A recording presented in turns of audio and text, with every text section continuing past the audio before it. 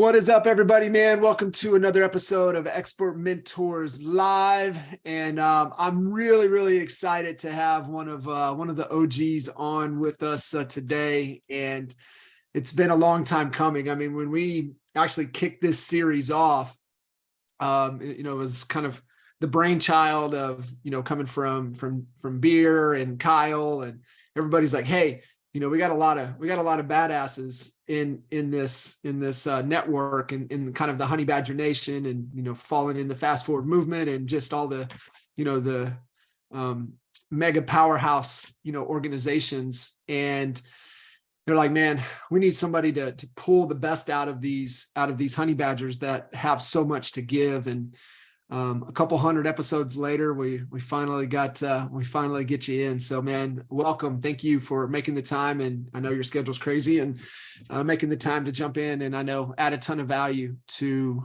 this series. Yeah, man. Thanks. My pleasure. And I'm excited to be here. I guess I just had to play hard to get for 4 years or so. And so I'm glad we could finally knock this out, man. Yeah, me too.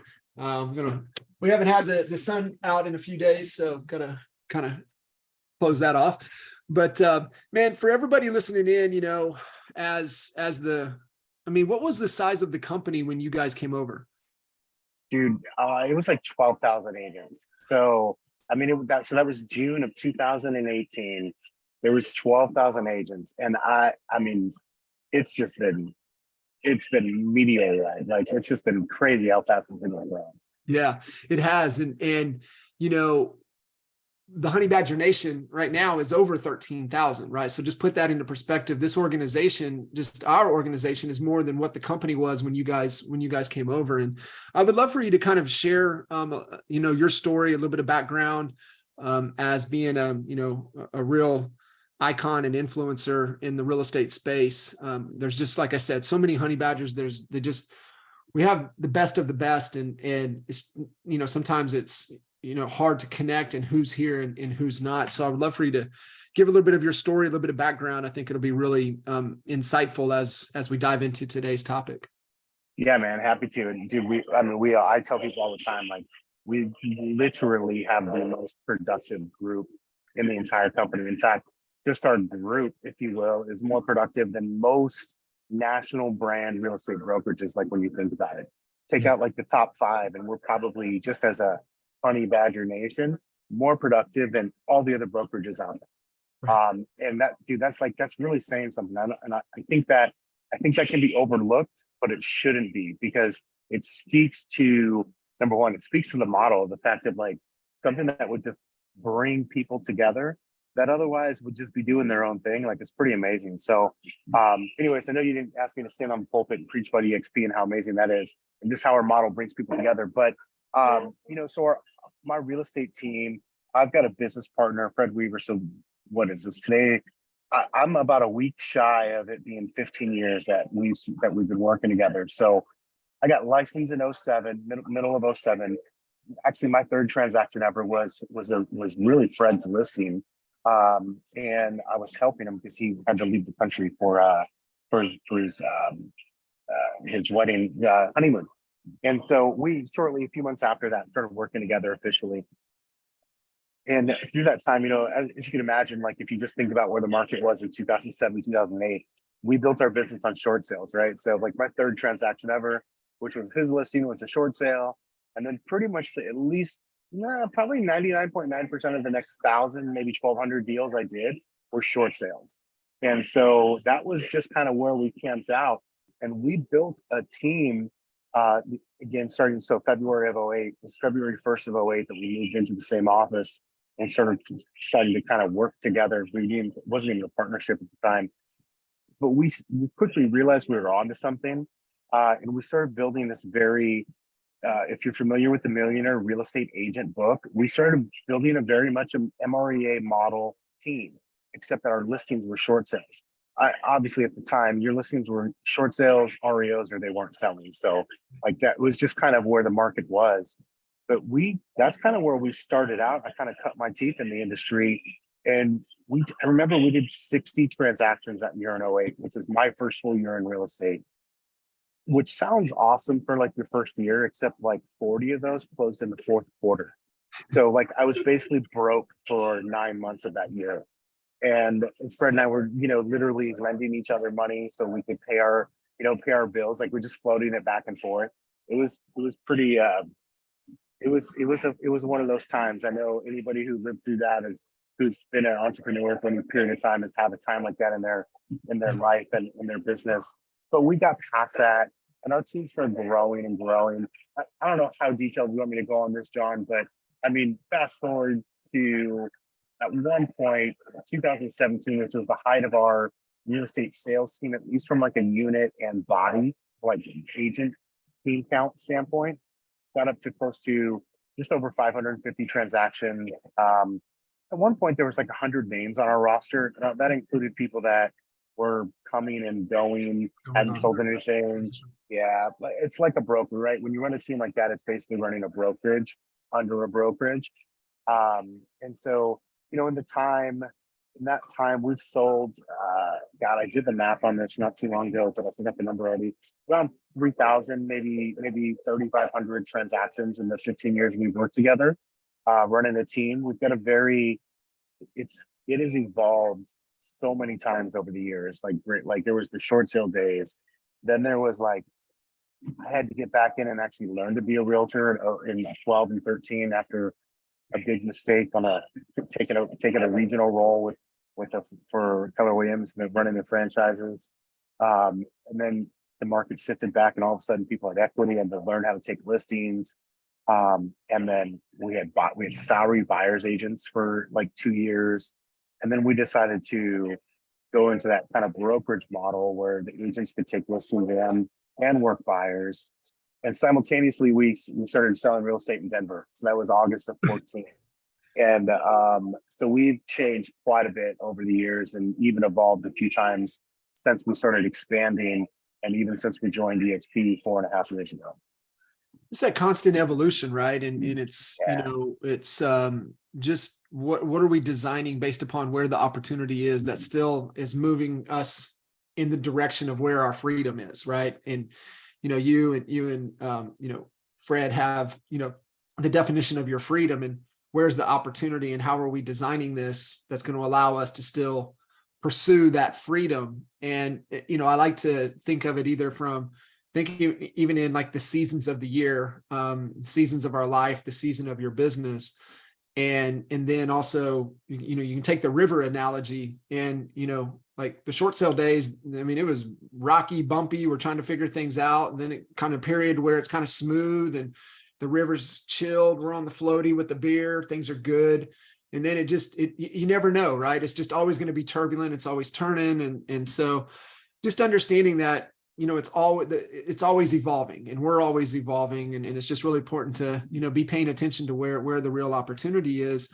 I'm curious to hear, and I love getting this perspective, because I know, kind of the theme and the topic is really driven around relationships and relationships in your business. And I'm definitely pro partnership. I mean, Kendra and I've been together for 18 years. And so, it's definitely pro on that side.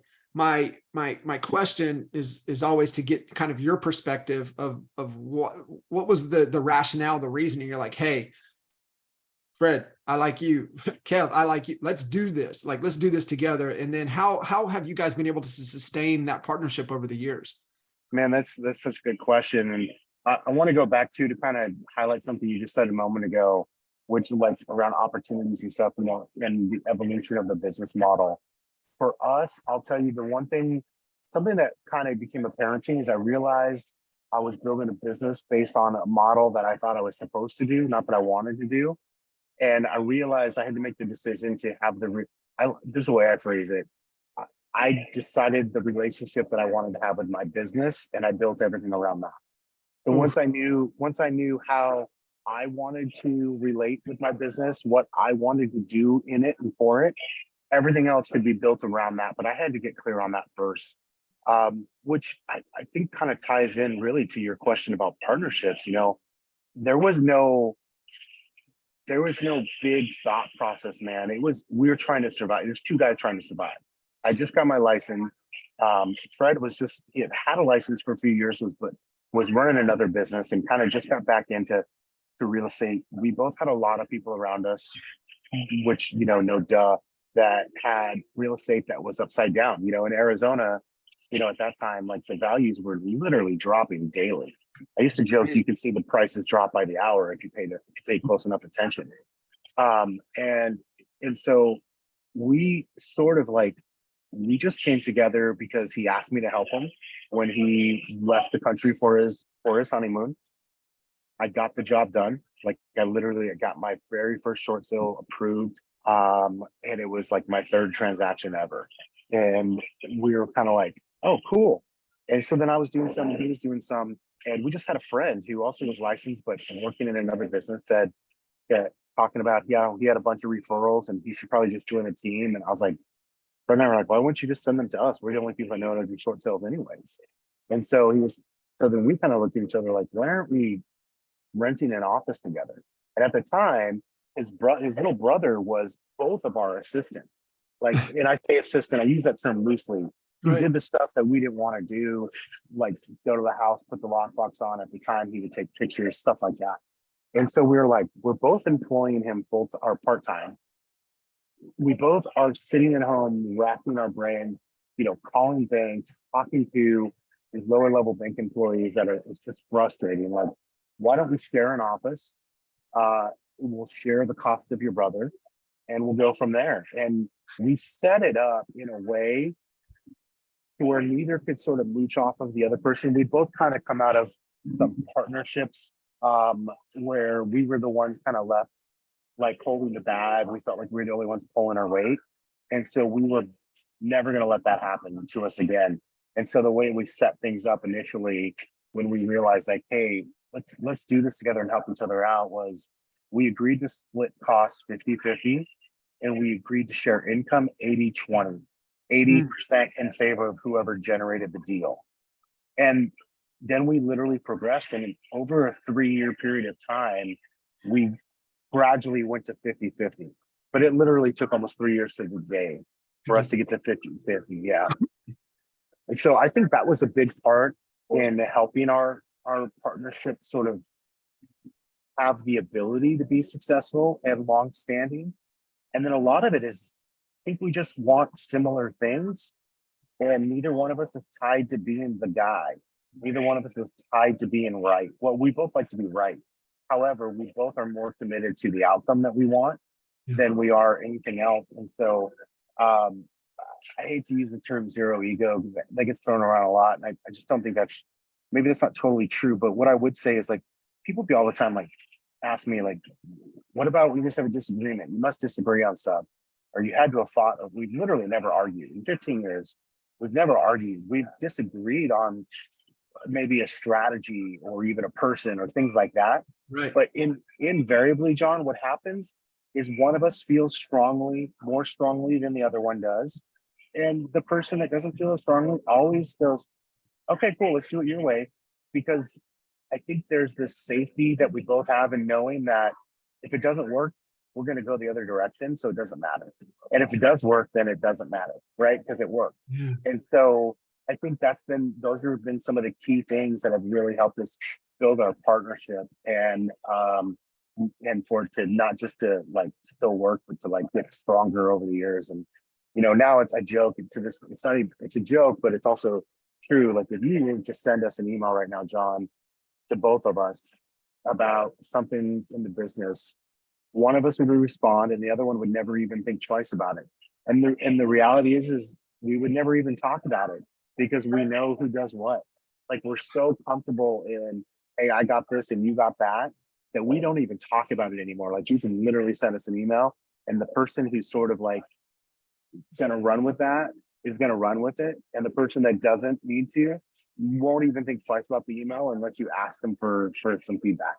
So it's, after 15 years, you kind of start to build that up.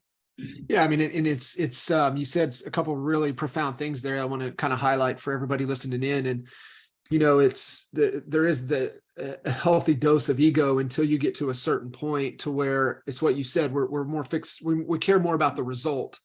And that's that kind of a concept of outcome over ego, meaning ego is about being right. And then what you guys are concerned about is getting to right. And we're more concerned about that than protecting our, like, standing, on the sword of we're right. It's like, no, but does that help us get to right? That is the most important thing. It really is, man. Too many people I know, and I get, it's funny because we've sort of become, we were first we were known, if you will, for short sales because we would travel and speak and had a video blog way back in the day, and would do ridiculous things like wear flip flops and just kind of go against the status quo, and so we've always been that. But the other thing we've been known for now for probably a good 10 years is partnerships. And invariably, I get a couple phone calls a year from someone I don't know that says, "Hey, so and so, talking to John Kitchens, he's my coach, and I've been thinking about a partnership, and he said to call you because you have a partnership with this other guy, and he said you guys are the only two that are non-family members, not married, not generational, that have made something work for the long run. And so I was told to pick your brain, when you do that." And so it's kind of been the thing that we've talked about for a long time, because I think so many people, it's really not that hard. I mean, maybe it is hard. It hasn't been hard for us. I like to say, like, I think we've done things that have made it easier for us. And I think there's probably also been a lot of luck involved too. Yeah. Well, I think too, it's one of my many favorite Dan Sullivan quotes. And he says, I want to be in a relationship that works. I don't want to be in a relationship that I have to work at. Yeah. And so I think that's kind of when you know it and you have that ebb and flow to where you guys jive so well together. And then, like you said, time, right? That's where trust is built. And I think, kind of getting into like what you're talking about with unlocking the success in your business and relationships. And I think agents want to try to fast track that relationship. And yet you can't. It's like, Tony Robbins always talks about, hey, here's, the ingredients and the recipe. Well, the other important factor is at what temperature and for how long. Yeah. What does he call that? He calls that, I almost said context. It's not context, but it's like the order, and it's the order that you do things and Right. the way that you do. Like, it's not just, you might have the right ingredients and you might even know the right temperature of the oven, but if you don't do things in the right order, it kind of doesn't matter, right? You could still end up with a total mess. And yeah, man, I think that's totally true. It's funny you said agents are always trying to rush that. I think agents and probably just people in general are always trying to rush everything.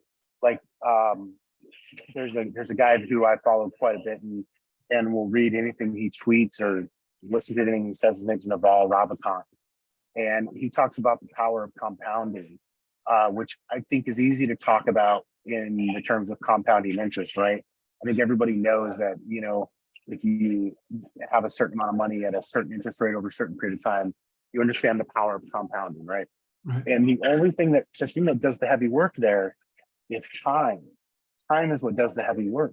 Well, it's the same thing with the compounding effect of relationships. And when you have a relationship, whether like you and Jay, I almost called him John, you and Jay, like you and Jay, like you guys have a compounded, long-lasting relationship, and there's effects and benefits that you guys have today that you literally would have been impossible for you to have 10 years ago. Right. Because you didn't have the extra 8 years of the compound effect of your relationship. Just like with money, just like with interest, it's the same thing in relationships and in business. And unfortunately, that's the one thing you can't cheat. Like, you just can't cheat time. And when you were saying that, and just Malcolm Gladwell's 10,000 hour rule just kind of popped in my head. And you look at, how fast you and Fred were able to get to that 10,000 hour mark. And it's understanding that patience, right? And you're just learning along the way. And even with your business, that amount of time. Dude, it's funny. Like, we to this day, we share an office, like our desk, like we own a building, but we still share an office. Like, it's not like, like, because there's a lot of value in that. Like, I can hear his conversations. I can finish his conversations. He could finish mine. And at first we did that to be strategic. Well, we could only afford so much office space at first. But also we did it to be strategic, so we could hear each other. Like, when we were learning short sales, I did, like, let's say like that first year, I don't know the numbers, but let's say I did 30 and he did 30. we both did 60 Mhm. because we both listened to each other. Every single one of your phone, every single one of each other's phone calls, we heard. And so there's that compound effect. Talked about that 10,000 hours. We got there quick. Like most agents I know, like they won't even work 4 hours a day at building their business, much less will they put 8 or 10 hours a day in 4 or 5 days a week for just 5 years or 10 years to get to that mastery level. And there is so much that comes from the long-term effect of just doing the same thing and being consistent. You know, I know this isn't necessarily about like the recruiting piece of EXP, although it's definitely my favorite thing in this business. But I look at that and like, that's a long-term effect of my relationships and what I've done for this industry over the last 15 years. If I was 1 year in, I would have different results. It doesn't mean it's impossible, but like the way I do it, like, which is through relationships, it's a compound effect. You can't possibly have the results of a 15-year business without having a 15-year business. You know, and that's what I always say and tell everybody, you know, about Kinder. And it's like, you know, there's it goes back to, you know, there's always a little bit of a timing and a luck factor. However, you know, he made almost 20 years of deposits into the real estate industry. And he just happened to make a withdrawal finally. And that's how I And like to, you know, kind of yeah, share that. it is. It's deposit. You know, you and I both know Chet Black very well, and Yeah. Chet Black's been super instrumental in my life and in my business. And I love that guy. And every chance I get to give him credit, I want to do that because he made a massive impact in my life. And he talks about, you know, making deposits in that relationship account and that business relationship account. And yeah, Jay did that for years too. And just the reality is like, he did that for a long time. I did that for a long time. You did. So many other people did. And EXP just happened to be the perfect vehicle for people like us who believe in relationships, who believe in giving back to our community and to our into our industry, a way to kind of take something back from it by actually giving more. So it's Right. been, you know, it's been wonderful. But make no mistake, you nailed it, man. It's because he made a bunch of deposits. That's why Honey Badger Nation exists, right? And it's as big as it is Yeah. because of the deposits that guy made over the last 18 years. Yeah. And, you know, I mean, that's, he wakes up and that's what he still does every day. And he just, you know, it's the whole, you know, philosophy and around, you know, giver's gain and, you know, how you wake up and who can I help, you know, who, and that was kind of our mantra, you know, who can we help today? Like, who can we pour into? Who can we help? What clients do we need to help? What agents do we need to help? Who can we help? And, you know, Jay and I did the same thing. And everybody listening in, you know, Kevin just gave the shortcut with what him and Fred sharing the same office. Jay and I did the same thing as we were trying to figure out, you know, crack the, you know, the small market, you know, code of building a business, a profitable business while we were trying to build that out. And also, you know, for him to be able to take that, which then became Kinder Reese. And, you know, later then, you know, going into the association with NAEA, but we had I mean, I remember the day, Kevin, I remember the day because my office. So when you walked in, he had a, you know, it was the worst spot to be because it was a direct eyesight to, you know, from the front door. And my office was just right outside. And I remember to the day, and we were sitting in there talking, and I was like, we got to collapse time. And he said, what do you mean? I said, I'll be right back. I came back dragging my desk into his office.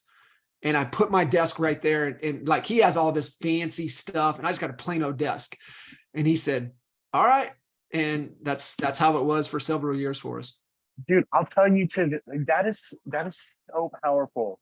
And that's also the power of a mentor and a partner and everything we've talked about so far. But like, if you looked inside my business, if just like in my sales team, and if you looked at, and this is not to take credit for anything, but this is to talk about the power of partnership and mentorship and compounding interest, whether it has to do with relationships or what else. You look at the top producing agents in my business, they spent the most amount of time with me and Fred personally. Yep. They literally sat next to us Yep. for a certain period of time. And what, you know, what's funny is like people, like if someone joins the team, they're like, you know, am I going to get access to you because you're like team leader, so they see you a certain way. And I'm like, here's the deal. Probably like the answer is yes, you'll have opportunities, but one of two things is going to happen. Number one is you're not going to do your job. And so, no, you don't get any of my time until you do what you committed to doing. Or number two, you're going to do your job and you're going to get so damn busy that I'm going to have to bug you to spend time with me. And I'm only going to do that so much. And that's exactly what happens. And so, like, when I look at my top producers, I'm begging them to spend time with me. I'm begging them to come to the office so we can see each other for 5 or 10 minutes at a time, or go to lunch once a quarter, or every other, twice a year, something like that. Invariably, that's what happens. But it was the ones that said, I want to know what you know. It's the ones that, whether they did it like literally or metaphorically, like drug their desk next to mine and sat there and said, I'm going to learn everything I can. Those are the ones that, I think it's Steph Piper, who's our number. We've been together now, I think April will be 10 years, and we've sold over 300 homes together in that time period. Yeah. And I, it's, like for me coming in on the operational side and spending that time and just listening. And then with 07 going into the end of 07 into 08, I got into the trenches and had to sell. We were lucky enough, our market being a military market. So we still had some people coming and going. And, I was like, okay, if I'm going to work smarter, still handle operations, I need a good relationship. And that's where I established a really strong relationship with the builder. And yes, he was coming into the market and I'm like, I'm your guy, right? You need me. I've got you. I mean, I listed all of his first houses. I actually sold his couple first houses through doing open houses for him and people coming through.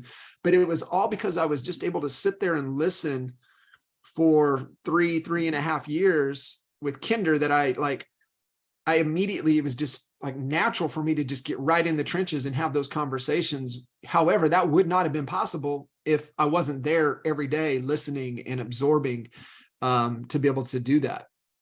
Dude, people in our industry get so damn caught up in, like, if they're joining the team, what's my split? Or even if they're joining a brokerage, what's my split? And blah, blah, blah. All these small things. And like at the end of the day, like the most important thing you should ever be working, in my opinion, like there's a certain point where it's like, yeah, you got to make some money. Like you got to be able to pay bills next month and put some food on the table. Once that's done, like it's about who can I learn from and what can I learn so I can grow. Like, I joke, I'm unemployable, and I am, like, I'm not a good employee, mostly because I'm kind of a, free spirit. I'm going to do my own thing, and I don't like rules, and I don't follow rules that I think shouldn't exist. However, I would take a job, but not any job. I would take a job to learn and be mentored. I mentioned a mistake I made in 2012 when I became Fred and I became like the co-regional directors for a Keller Williams region. It wasn't because we wanted to be regional directors. We were looking for mentorship, and at the time, the guy that hired us was trying to become a mentor, and he was the richest person that we had the most access to. And like that's why we did it. We didn't want a job. We didn't need $100,000 a year salary or whatever it was. Like, definitely didn't need the headache of babysitting franchise owners. It was about what could we learn and what could we get from that relationship. And at the end of the day, most everyone in their business or any part of their life, really, but since this is a real estate conversation, let's talk business. Whenever you're missing something, there's a level that you can't get to. It's always a relationship. It could be a buyer's agent. It could be a listing agent. It could be the team leaders whose team you need to join. It could be your sponsor at ESP when you finally make the move over, because you will eventually. Everyone does. They're all coming. It's a matter of time. But like, gosh, I think about that. I think about my sponsor, Curtis Johnson. I mean, dude, I love that man, and I get to talk to him so much. Or I look at one of the very first people I sponsored in the company, Andrew Franklin, who's love him too. from a unit count, sold more units than anybody at this company over the last 4 years, probably from a volume and GCI count too, for that matter. I get to talk to Andrew every day. I know. So it's about, it's about the relationships and what kind of, like, people are so caught up on what's my split or what's this or what's that. And like, dude, just get in the room. It's that saying, I know Joe Polish, or of Joe Polish. I was in Genius Network for a couple of years, mostly because I literally bought building next door to his, and he's just randomly. I got to be Joe Pollock's neighbor, which is amazing, by the way, in a lot of ways. But I joined Genius Network for a few years, and a couple of the members used to always say there's more talk than talk in that room, and that's but you can't catch things, you can't catch those lessons, those massive business opportunities or learning moments if you don't put yourself in a position to be in the room, to be listening to the conversation, to be. Had I not written a check for 25 grand a couple of years in a row, I would have missed out on a lot of relationships and a lot of lessons from that room. And you got to put yourself in those situations, whether you're talking about finally joining the EXP and getting a great sponsor, whether you're talking about joining a team and finding a team leader that's got a great system for you, or fill in the blank, right? With whatever sort of partnership. But it's always a relationship / partnership that people are missing once they're actually doing the work themselves. Yeah, I love that. And, you know, it is about getting in the room. My question, you know, Kevin, is what is that value? What is that trait that causes you to take action, essentially to stay curious? Like what is that? And, you know, you have it, you know, Jay has it, I have it. The people that we typically hang around have it. But I mean, what is that keeps that drive alive to stay curious and keep trying to learn? And it's like you guys took that position, and it was, you took the position to get proximity to somebody you felt could pour into you, or something you could learn. But what is that drive? Because there's a lot of people that don't have it. What is that? Gotta be honest, Sean, I don't know. Sometimes I feel like when I give the answer that I want to give, that maybe I'm wrong. Maybe it's just dumb luck and I'm born with it. You know, I will say, like, a lot of my behavior, the things that have benefited my real estate business, my EXP recruiting business, has been me naturally, and then finally me refining that and sort of learning how to harness it. So sometimes I wonder if it's just who I am as a person. But what I think it is beyond that, because that's not very concrete, and it you know, someone who's listening who doesn't feel that way naturally might go, well, great, I guess this isn't for me. Right. I think the thing is like, I've always wanted more. I've always known that there's more. You know, when I look at say like Jay, I'll text Jay every once in a while, probably text Jay twice a year, and go, dude, show me your screenshot. Now, a lot of people would say, anybody who knows exactly what I'm talking about when I say screenshot. And a lot of people would look at that screenshot and they would get turned off and be like, oh, that's gross. Like, or I could never do that. I look at that as like, there's a rabbit. That's a rabbit. So now I know it's possible. Not comparing. It's not the, oh, comparison is the thief of joy thing. That's not it. It's like, that's possible.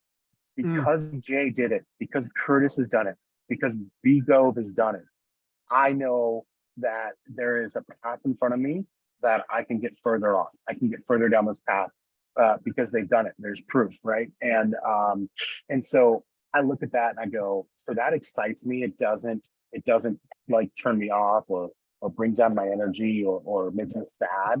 I don't think about what I don't have. I think about, I don't have that, but I can. And so I get excited about it. So number one is like, I'm constantly wanting more. And then I'm constantly willing to do what I got to do to get more, right? That's not to say I make the right decisions, because I screw up a lot. Like, and I've also got things that are more important to me than just more in business. And so I'm very clear on I'm very clear on that pecking order in my life. And within that context, I'm going to do what I got to do. I just so happen to have this very deep belief inside of me, whether that is natural, you know, whether it's natured or nurtured, that if I get around people like Jay and Curtis and Brent Gove, then I'm going to be more like Jay and Curtis and Brent Gove. Yeah. I just have this belief. I don't know where it comes from, but because I believe it, what I am aware of is I constantly reinforce the belief on purpose. So a good buddy of mine, you might know him. If not, you should get him on here. His name is Dustin Runyon. Yes. So Dustin, I got this text. So I've been teaching this class in EXP world for the last, 3 years. And the first slide is a text that I got from Dustin. And like, I don't know, he sent me this text probably 4 years ago. And it's effectively like, hey, the problem is that everybody, the problem is like performance is like 80% psychological, 20% mechanical. Yep. But everybody spends 80% or more of their time on the mechanical and none of the time on the psychological. He changed that on me after I started teaching it every month. And he says like now it's like 99.1 and it's or 100% psychological. Whatever the numbers are that you want to make up and use today is fine. But the point is like when I think about that text and that quote that he gave me, that was literally just a conversation back and forth he and I were having. I realized like, you know, I've always sort of done this naturally, and now I do it on purpose, which is like, if I want to learn about, let's say discipline, let's say discipline is something I want to get better at, then I'm going to listen to Jocko all day, every day, or anybody else that talks about discipline.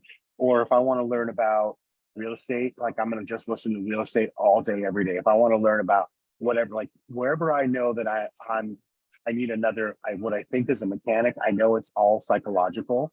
And so I let all of that into my world, right? Just constantly, obsessively going to listen only about that stuff. And that's what I do. And when I think back to like, and I bet a lot of people can relate to this right now. When I got in real estate, of course, in 07, so I had a CD player at a Toyota FJ. And I had all of these audio files of different real estate trainers. I'm talking though, like I got my education from like Carlton Sheets and Robert Kiyosaki and Dolph DeRoos and guys like that. Like that was kind of like my mindset, even though I didn't play in that world, that was still like my world. And I just listened to them all day, every day, dude. If I was in the car, I was listening. And that's kind of an overused cliche, like they call it, you know, car university or whatever, I think, but the reality is it gets overused because it's so damn powerful. And so because it is all psychological, I will constantly put myself back in the psychological state of like only thinking about a certain subject. And so that way I stay on it, right? And then I don't get too far out of balance on that.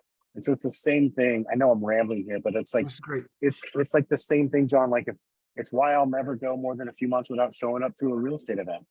Yep. And listening to other people. Like, dude, I'm gonna always find a way to put myself in the room. If that means I'm writing a check, then I'm writing a check. If it means I can just show up and do something else, then I'm just showing up. But I am going to always find a way to be in the room that I want to be in. You know, Jesse Itzler talks about that. He goes, if you, whatever, you find a way in, even if you got to buy the nosebleeds or the cheap seats, you find a way to get in the room. And kind of what you were sharing about, about getting that, you know, screenshots from Jay or Curtis or Gove. It's inspiration, right? And that's really where you draw from. And we want those people in our tight circle that are inspiring us. And it's like you said that, you know, hey, if I'm the fourth or fifth one hanging out, I'm going to assume to be at that level. And the opposite is true, right? You hang around a bunch of, you know, 4, 5, 6 broke dudes, you're going to be the next broke dude. And I think it's proximity to people that are going to inspire you and challenge you to be better and, you know, really continue to play all out. That is so key. So Kevin, you know, what I love to pull kind of out of these expert mentors is more tactical. I know we've given a lot of overview, a lot of the, you know, the mindset side of things. What are some, other than, you know, getting in the room, getting proximity, what are some other things? Because what we're talking about, guys listening, is that it doesn't matter. Business relationships, you know, mentors, your team members, clients, it all translates. And so what are some tactical things as these leaders listening to this call that they could do for themselves? Get in the room, get proximity, do those things, but also how can they apply some of these making deposits with their agents or making deposits with their clients? And really, how does that, you know, impact the growth, you know, of their business? You know, I think, John, that like anything else that you want to change or improve in life, it starts with awareness. Like, so first of all is being aware of like, what is it what is the group of, say, relationships I want to improve, or the, where in my business do I want to get better, right? And so kind of starting there. Let's say it's let's say it's getting more referrals from your buyers and sellers, or it could just be building deeper relationships with other agents for your recruiting business. Kind of doesn't matter. It's all the same, but being clear on where you're at, like being clear on what it is that you're talking about, wanting to get better. And then I think getting a healthy dose of reality as to what it looks like today, and then where you want it to be. I think those are the most important steps, because if you can at least be aware of something, I think that it makes it easier to make better decisions every day. The example I have, and it's, for some people it's might be a little heavy, but I literally have a poster next to my bed that is like a countdown to death. It's a weekly countdown to when I'll likely die, and every week I color in another circle. And but it's a reminder to, in this case, like, to experience life the way I want to experience, right? And so, but it's that awareness. It doesn't mean, like, some days I stare at it, dude, and I think about it, and other days I look at it for like less than a second as I'm getting up and walking away. And so, but I'm aware of it every day. So I think that's important. First is awareness. Second is, okay, there's a few ways to approach this. Number one, you can go get around people that are really good at this. You mentioned Tony Robbins earlier. He talks about modeling, more than anybody I know. So go model somebody who's doing it. Go find people that are doing this at a higher level than you are, and that are a little bit further down the road, and go model them. I will say, I learned something from a guy named Phil. You might know Phil Jones. So he wrote the book, Exactly What to Say. One of the things Phil said to me when we were talking last year was, it's important though, like when you're going to go spend a lot of time with a mentor, maybe not a lot of time, but if you're going to give a lot of weight to what they're saying, it's actually better that they're not that far ahead of you. So like the example he gave is, like, he didn't just start public speaking, right? So if I was just started today public speaking, he's probably not the best guy to give me advice. The better guy to give me advice would be the guy that started 2 years ago and is having some real success. Yeah. Like, it's kind of like, because he's a little closer to where I am. He's further down my path, but he's a little closer to where I am. So I think being aware of not just who to listen to, but like how much weight to give what you're listening to. And I think I know it's a super nuanced thing, but I think it's important, is to not just, especially in our industry where we just put people on stage that might be selling a lot of real estate but going broke, and people listen to them. And, I think of all my KW friends who are spending a ton of money on 72 sold leads right now and are about to just get slaughtered, right? And just gonna get run over by trucks. It's important not to just do what you're told to do from stage, or what you heard someone else say from the stage. And so I think giving that some credence, and then it's like, okay, cool, what can I do? How can I break this down? So I'll tell you, and I know you know him too, Frank Pleasance is a good friend of mine. And Frank is, like, in my opinion, one of the best direct response marketing minds in the real estate world. That him and Jay are right. I think that they're, those are probably two of the top, if not the top, in my opinion, when it comes to direct response in real estate specific. And I sat down with Frank about 2 years ago, and we started reimagining my list as like, so like I have the sphere of influence, right? And this goes for agents or for buyers and sellers. And if you had other customers for different businesses, it could go for them too. But I have this list, and I have however many names I have, right? And it's an A list, and it's a B list, and it's a C list, and it's a D list. And the G's are what it sounds like. The C's are a little bit, they get a little more attention. The B's get a lot more attention than the C's and D's. And the A's are like, it's what it sounds like. Those are the people you're spending money on, you're spending more time with, right? And so I share that to go, I found a system through a mentor and a friend in Frank, and then started tweaking what I was doing. So I mentioned earlier, like some of this, when it comes to the relationship stuff, like I kind of feel like a fraud because I think it's just who I am as a person. But like Frank has really helped me lean into who I am as a person. Yeah. And is to really help me to harness that by just kind of giving me, it's almost like take who I am and who I want to be, and then I'm adding in some really good marketing on top of it. Like it's not even marketing, it's marketing principles, right? Or into what I already want to do and in structure. And so finding a structure for me, it happened to be going, have a list, and it's an A list, a B list, a C list, and a D list. And now here's what I do. What would I do for D list? Cool, I would do these things. What would I want to do for C list people? This. What would I want to do for B's? This, A's, and then go, okay, cool. Now I just got to do those things. Yeah. And it's very freeing because I just took something, because I'm not very organized. I took something, gave me an organization, gave me a process, and all I have to do is follow it. Yeah. You nailed it. I mean, right there. And and I think too many people try to treat everybody the same, and we only have so much time and energy to give. And, it's that client segmentation, right? How do you segment them out to where, we look at, those A's are people that, would stop traffic to talk about you and your business and what you've done for them. And they're referring you people, they've done business with you, they're giving testimonials, they've given you reviews, they sing your praises. Obviously you're going to spend more time and invest them than you do the next segment, or worst case, the people that maybe thought they were going to do business and they've never done anything with you. And so it's just really pouring into the right people. Dude, it really is all of those things that you just mentioned. The thing I was looking for, I've got a list saved of books that I think are like key for this. From like a tactical standpoint, if we want to share with people, be happy to kind of share that list as well. Yeah, for sure. We'll have, just make sure that everybody connects with you, and just whatever the best way they can message you to get a copy of that list. You mentioned Joe, Polish, and he kind of talks on that on his new book, right? What's in it for them. And I think understanding that concept, because, it's like, he talks about the how to win friends and influence people, but what he talks about is how to win the right friends and win the right people. And I think it goes back to your whole point of the ABCD, is that what are we doing to the right people, and that whole concept. So if that one's not on your list, I would say that dang sure. I just ordered 250 copies of that book, and all of my A's and B's are getting that in the next month or so. God, it's so good. I've got the reason I haven't mailed them out yet is I've literally got custom boxes being made for it with some of the quotes from inside the book.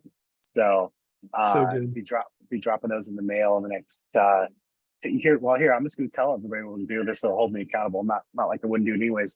But so I ordered 250 copies of that book, and Joe agreed to do a live webinar for me. So everybody who's getting a copy of that book, it'd be kind of like very book clubbish, if you will. So we made a very special and personalized box to hold the book. It's got the quote on it. It's going to have one of like 4 quotes from inside the book that I picked out. And then, have the book in there with a very special letter and invitation to a follow-up webinar live with Joe and myself and Fred to talk about the book and the principles in the book. That is so good. What a ninja little move. That's gold. Yeah. And that's that's right out of the John Ruhlin playbook. I'm sure, I don't know if you know John, but if not, he wrote a book called Giftology, which is, I think, should be read by anybody who is in the relationship business. It's kind of a playbook, right? I just kind of took that right out of his playbook because it's smart. It's something I do anyway. Again, it's something I do anyway. It's like probably once every other year, John, I read a book and it moves me. And I can think of 2 books in the last couple of years where I was like, no, like if you're in my life, you have to read this. And it was like last year, it was Die with Zero by Bill Perkins. Curtis recommended that to me. I read it only because Curtis recommended it to me. And then when I say it's changed my life, it's changed my life genuinely. And I promptly bought 100 copies and gave it out. And I can think of 2 or 3 other books over the last 4 years that I've done. So I did that anyways. But it would look like we buy the books, and I'm like, oh, dude, Kitchens is gonna want this book free, and then we run down to and do like the media mail, so it's only $2 when I send it to you. And so I would do it like that. But instead, going back to I took my gift or who I am as a person, got a little formalized with it, and I went, would Joe do a webinar? Actually, it was Fred's idea. Would Joe do a webinar? Yeah, Joe would do a webinar for me. Like, let's ask him.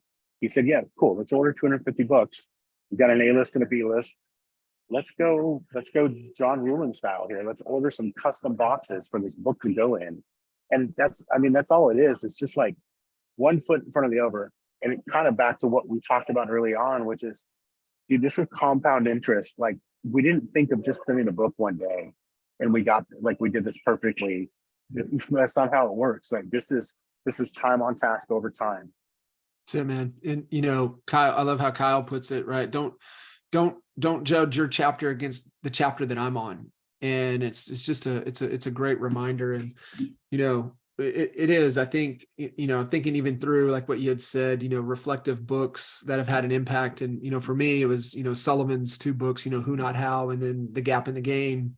And really, you get into the mental space of things. And I think, The Gap in the Game is one of those. But as it pertains to relationships, the one that changed everything for us was Jack Mitchell's, Hug Your Customer. And really knowing personally relevant things about those A's, right, and those B's. And there's where we see a lot of, especially agents, right, they're just putting out personally relevant content, but yet they're not doing anything personal, right? It's all professional relevant content, and they're not doing anything personal, right? Making that personal touch. Have you guys ever talked about the McKay 66?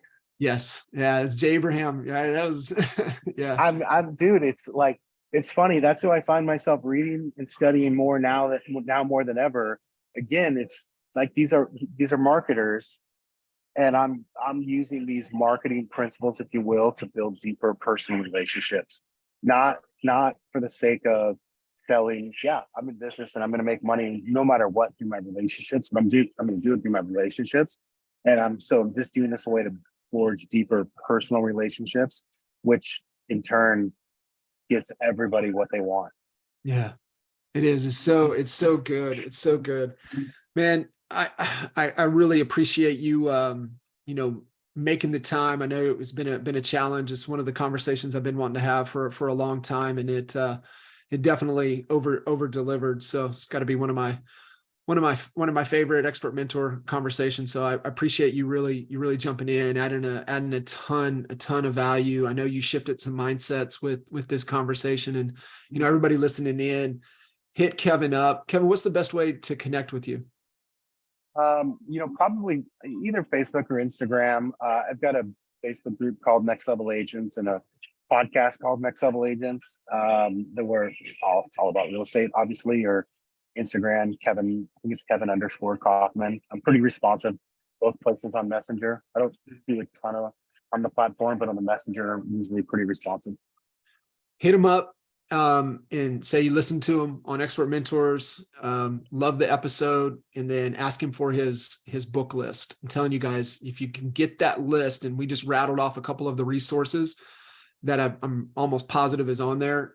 Get that list, because it is probably one of the most valuable lists of actionable books that will give you the mindset and the mechanics to transform and unlock the success and really through how to deepen relationships the right way. Yeah, absolutely. And to your point, I am an open book. Sometimes I'm a very busy and overscheduled book like today. But I am an open book and always willing to share and help someone out. So please reach out if there's something we can do, if something John and I talked about today that you want more information on, or if you point you in the right direction, I will. Cool. Brother, appreciate you. Appreciate you guys listening in. Connect with Kevin, give him lots of love, and we'll see you guys on the next episode. Thanks, brother. Thank you. Yeah.